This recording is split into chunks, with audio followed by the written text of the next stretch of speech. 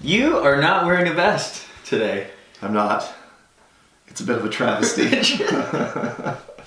Travesty. Oh, You're good. Someone open the dictionary. I want more vest words.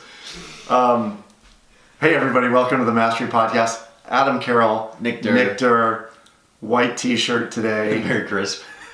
Dude, is this one of the 250 items you... This is one of the 250 items. Do you just have one white t-shirt? I have one white t-shirt and then I have two white t-shirts, but one of them is for, it keeps the heat in.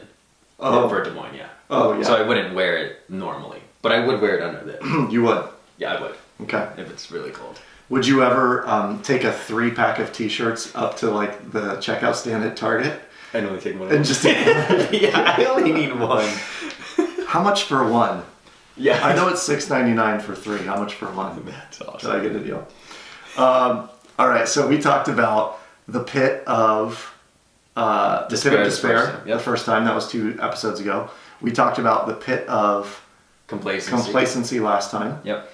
And today it's about the pit of boredom. Boredom. Yeah.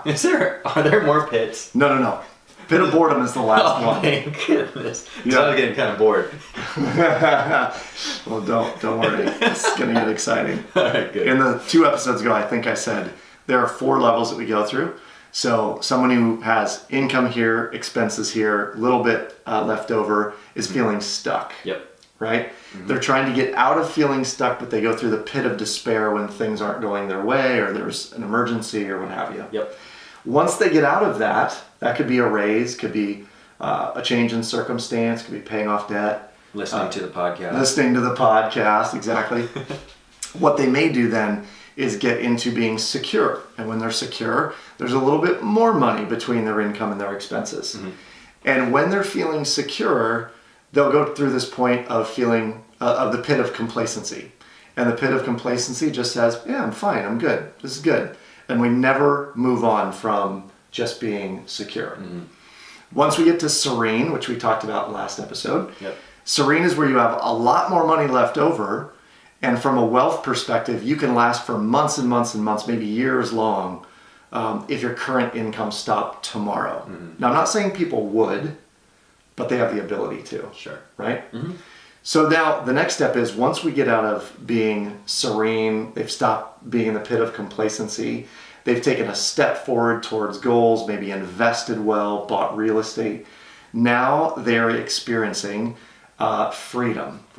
Right? Mm-hmm. And in freedom, what happens is the money is plentiful. Maybe you own a business that you don't have to be at every day. Mm-hmm. And with that freedom, you can choose whatever it is you want to do. Yeah. So we've talked about this before, I believe, and if not, we'll do a show about it.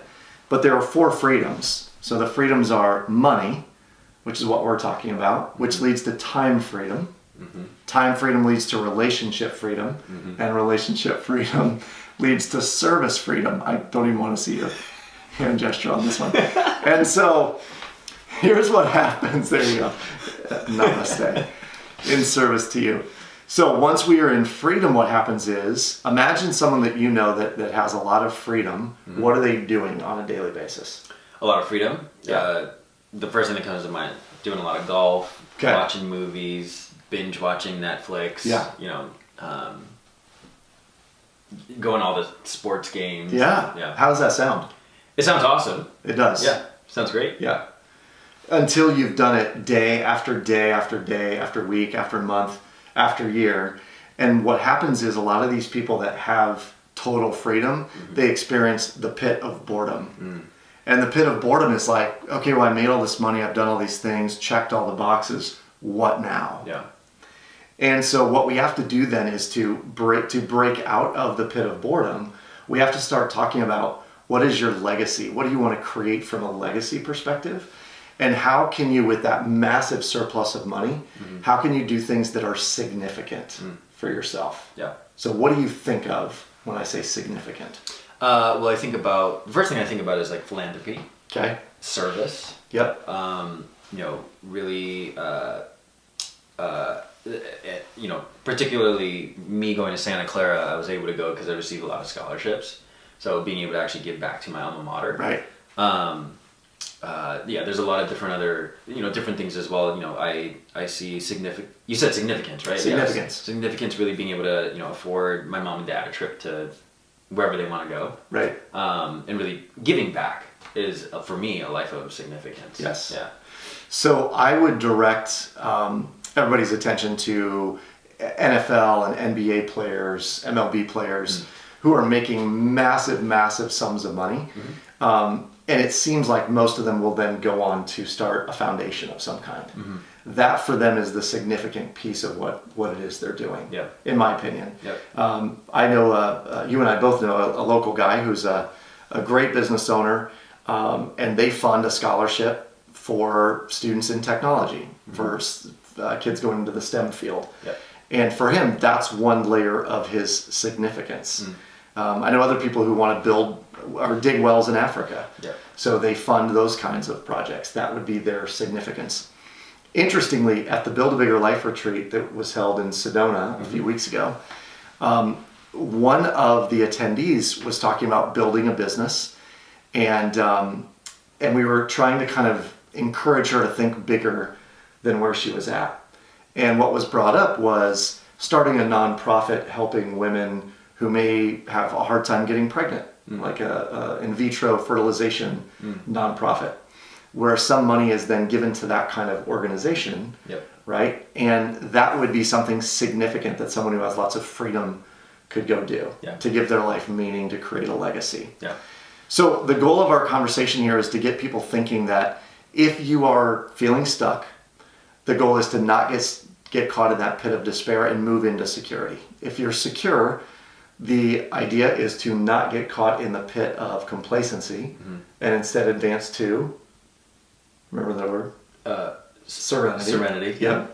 Once we're in serenity and we're feeling somewhat free, right, then the next step is to not get caught in the pit of boredom and actually move towards significance and creating a legacy.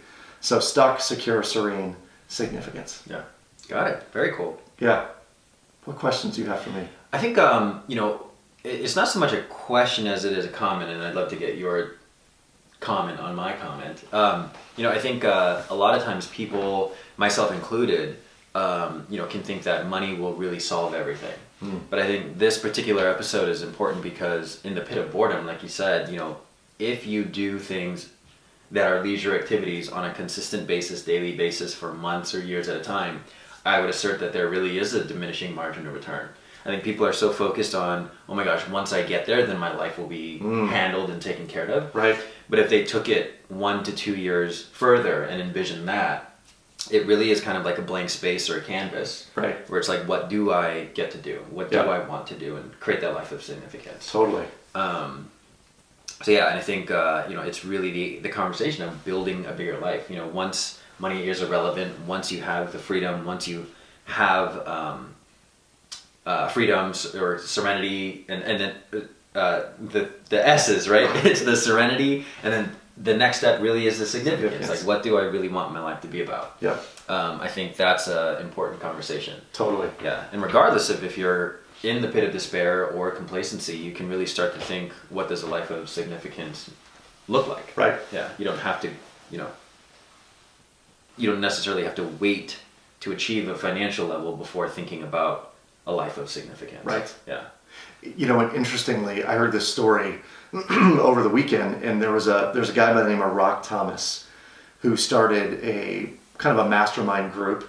And Rock is this brilliant real estate investor and amazing guy who his sole goal was to be worth $100 million. And he did it, and he did it by the time he was like 40 or 45. Wow. So he goes and he builds this massive fortune, and then once he had it, he was kind of left with this, well, what now? What else? Why did I work this hard? And so now his goal is to give away $100 million, which is a really interesting switch from serenity, having $100 million, to significance. Now I'm going to give it away because making it's just the game. Now I want to see how much I can actually give away. That would be a significant legacy kind of building thing. That's cool. And just to kind of put some color to it, and out of curiosity, do you know what he's giving the millions to? Is there particular causes? I don't. Okay. I don't. Yeah. It'd be interesting to look into. Sure. Yeah. That's cool though, because everyone's life of significance is different. Totally. Yeah. And yours can be too. Yeah. So keep tuning in. Tomorrow, we're going to talk about a book that started it all for really both of us. Yeah. Both of us. Yeah. So stay tuned for our book recommendation tomorrow. Thank you, Marty. Goodbye.